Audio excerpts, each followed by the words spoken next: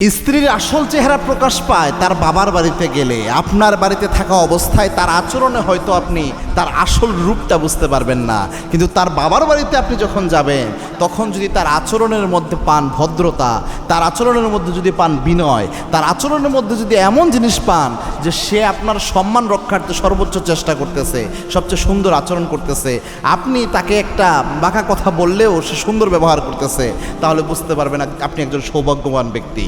আর ওই বাসায় যাওয়ার পর যদি দেখেন তার আচরণের মধ্যে একটা অহংকার ভাব চলে আসছে, তার আচরণের মধ্যে একটু ইগো চলে আসছে এবং কথা বলতে সে হিসাব করে কথা বলছে না, তাহলে বুঝতে পারবেন এটাই হচ্ছে তার আসল রূপ, আসল চেহারা। আর আপনার সামনে আপনার বাসায় যেটা দেখেন এটা হচ্ছে সে নিজেকে একটা পরিবর্তিত রূপে আরেকটা রূপ ধারণ করে সে আপনার সাথে থাকে, কারণ তার সংসারটা টিকাতে হবে। এটা বাস্তব। একটা ছেলেও অনেক সময় এমন করে, স্ত্রীর সামনে ও আসল রূপটা প্রথমেই প্রকাশ করে না, একটা অন্য রূপ প্রকাশ করে রাখে।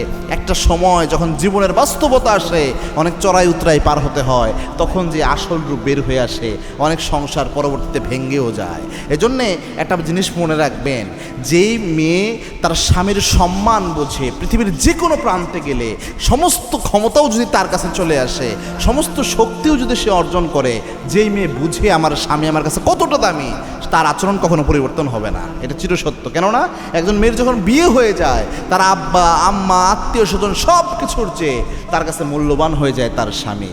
এবং আল্লাহর হাবিব সাল্লাল্লাহু আলাইহি সাল্লাম জানিয়েছেন যে কোনো নারী যদি জানতো তার স্বামীর কদর কতটুকু, তাহলে স্বামীর শরীরে যদি পুজো হতো, নিজের গাল দিয়ে হয়তো তা পরিষ্কার করে দিত।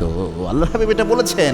আবার পুরুষদেরকে বলেছেন, খেয়ারকম লিনিসাইকুম, তোমাদের মধ্যে ওই ব্যক্তি আল্লাহর কাছে সেরা যেই ব্যক্তি তার স্ত্রীর কাছে সেরা। তার মানে আপনার স্ত্রীর সাথে আপনি যে কোনো পরিবেশে, যে কোনো জায়গায়, যে কোনো পরিস্থিতিতে সুন্দর আচরণ করবেন, এটাই নবীজির নির্দেশ।